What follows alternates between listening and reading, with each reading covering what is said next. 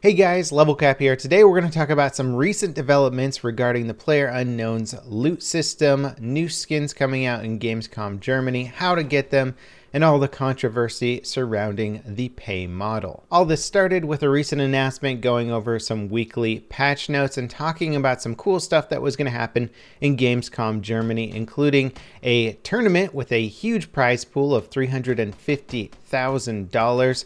And with this tournament, there's also going to be a bunch of new loot crates showing off some cool cosmetic gear. The new items are inspired by the movie Battle Royale, as this entire game is inspired by Battle Royale, and I'll show you some of the comparisons here. The tracksuit model here is from the teacher from the film. Maybe not blend in as well since it's black and white and gray. Not the best for blending into your environments. We'll have to see with the other maps down the road. And speaking of not blending in, this yellow outfit here is again from one of the more popular students in the movie. It looks cool, I gotta say. It could make some cool combinations blending together with other outfits, but if you're looking to blend in, probably not the best. Then we have the announcer girl from the movie who has short camo shorts with that kind of goofy looking military hat and an orange shirt. Of course, not great for blending in with the orange, but who knows, the camo shorts might actually work out well. I'm curious to see if these clothing options change between male and female characters. Then we have the female version of one of the villains in the movie. She looks pretty cool. Again, very curious to see if her skirt maybe turns into black pants for male characters, or maybe they'll just keep it skirts all the way through. Although I think it will be pretty funny, as I'm going to guess about 90% of the male characters will be wearing skirts at some point in this game if that is what they decide to go with. Then we have the standard school uniform that most of the students in the film were wearing. Pretty straightforward, but again, kind of a cool addition. Now, these last two cosmetic packages are something that I believe everybody will have access to during Gamescom. All you'll have to do is be able to buy these crates with battle points.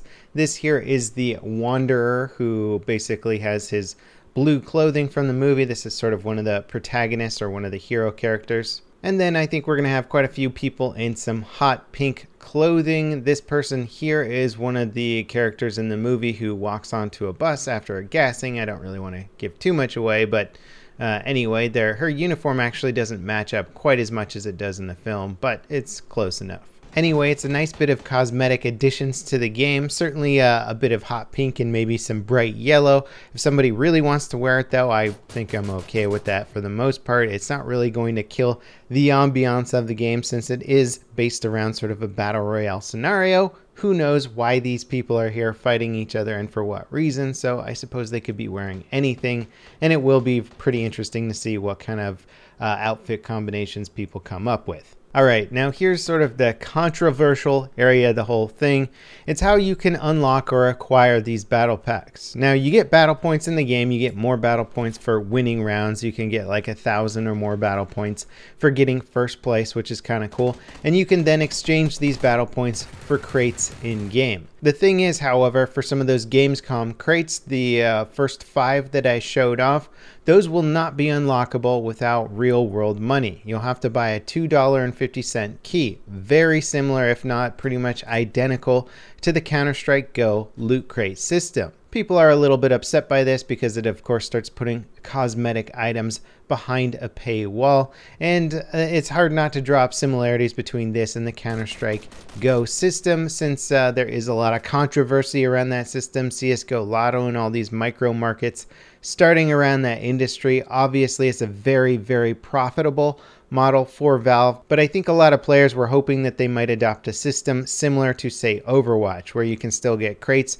by putting in time, but if you want more crates at a faster rate, then you can spend money. I think Blizzard has developed a very profitable and effective system. The fact that they're going with the CSGO model is disappointing to me and disappointing to a lot of other players.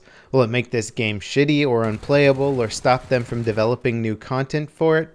I don't think so. I'm actually a fan of developers using cosmetic or paid for cosmetic items to help fund their development team, keep the servers up and running, and refining the game, fixing bugs, and creating new content or new cosmetic items if needed.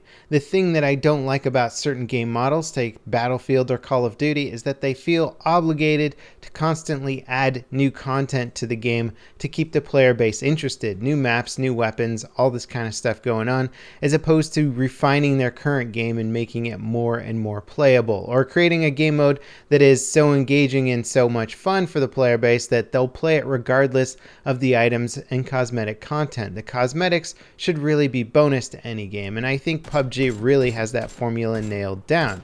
I mean, it's why people are putting hundreds and hundreds of hours into this single map already. There's so much variety and different types of combat you can get into on this single map that people are seeing a huge amount of value in this very simplistic game mode.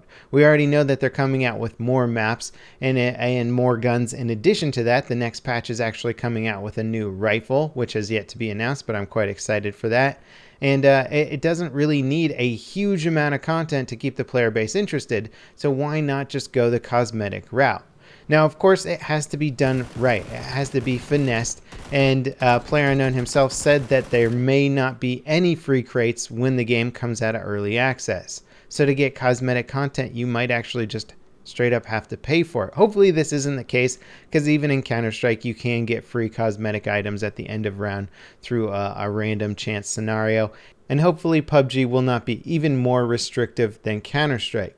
Now, even if you're not willing to spend money after the game launches with the system that they're proposing right now, you will still be able to put up loot crates that you unlock with battle points on the Steam marketplace and sell them, and then with that money you could then potentially buy keys to open your own crates. So obviously players who don't want to spend money will have access to unlocking cosmetic items down the road. The thing I don't like about this is it means that you have to engage in the Steam marketplace to get cosmetic items, even if you don't want to spend money. And it's just an extra few steps. You got to put things on the Steam marketplace, sell them, and then go buy things on the Steam marketplace, as opposed to just doing it all in game, which is why I think Overwatch's model is just far superior. If there is a really cool elite or legendary skin that you want a lot and you don't play the game all that much, well, you can just save up all the stuff that you make in game for that one cosmetic item. Again, in theory, you can do it in PlayerUnknown's Battlegrounds, but it's going to require going to the marketplace constantly and selling things constantly, which is just, it's extra steps. It's not necessary, in my opinion. Now, regardless of this whole thing here, I don't think this is going to be a make or break decision on PUBG. It's probably going to be a very lucrative decision for them, and for the user it's just going to be a few extra steps in navigating the Steam marketplace, which I personally don't think is set up that well or made that easy to use. The UI isn't great, and it would just be better if they came up with something in game. But whatever. They are coming out with a huge amount of cool new content for Gamescom. The first-person only mode in solos and duos is coming. Really excited for that. And PlayerUnknown said that first-person shooter fans should be really excited about this mode because they've really spent a lot of time refining it and making it appeal to first-person shooter fans, which I think means we're getting a whole new set of animations probably for the first-person mode, so that it's just going to feel far less finicky and stuff when you go first person. Right now it does feel a little bit janky, so the new controls and animations or whatever they've done I think are going to be a really cool addition to the game. Personally, I'm not put off too much by the battle pack system. I think the CSGO model has been incredibly lucrative for developers, but I think it's been a little bit less friendly or a little bit harder to regulate for the consumer market. Hopefully PUBG will do a better job. I'm not particularly concerned at this point in time. The developers have done a great job so far of refining the game further and further. It needs a lot of work still, but they haven't shown any signs of slowing down or taking their foot off the gas here. So until they start focusing more on cosmetics and the game still needs performance improvements or things like that, then that would be a cause for concern. But it's really down to the developers. If you trust your developers to work on cool new content and upgrade and refine the game at a proper pace, then it'll probably come regardless of the cosmetic side of things. Most teams have people that work on both things simultaneously, And if you attribute too many things, like say that you're used to from Counter-Strike cosmetic systems to PUBG, it might sour the water a little bit. But I think we need to give these developers sort of a fresh start and not attribute too many things that we've seen from other developers to their dev cycle until they start to exhibit some of the same characteristics. I'm still very much excited about the cosmetic side of PUBG, and I'm still very excited about the new maps and the new weapons coming out for this game, and most importantly, the first-person shooter mode. So I have a lot of stuff to look forward to personally for PUBG. I imagine fans of the game also have a lot more to look forward to, and I don't think that this cosmetic system is going to somehow ruin the game or be totally inaccessible for players, even if they don't want to spend that much money or any money at all. Anyway, let me know what you guys think about the whole situation. I'd love to hear what you're looking forward to in this game and what you think about the battle pack system and paying for cosmetic items. Do you think it's going to ruin the game in the future, or is it just a decent way to feed the developers money so they can continue to make content and produce awesome stuff for this game? As always, guys, thanks for watching, and I'll see you next time. This is Level Cap, signing off.